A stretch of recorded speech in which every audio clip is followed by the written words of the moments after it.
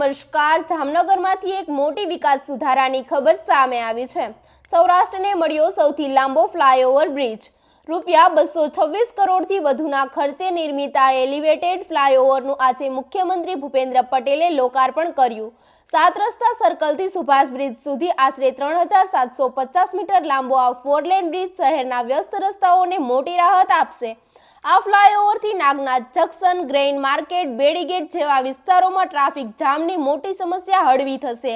બ્રિજની નીચે 1200થી વધુ વાહનો માટે parking, spot zone, food zone જેવી સુવિધાઓ પણ વિકસાવવામાં આવી છે। વધુ સમાચાર માટે જોતા રહો આરપી ગુજરાત ન્યૂઝ, રાજકોટ।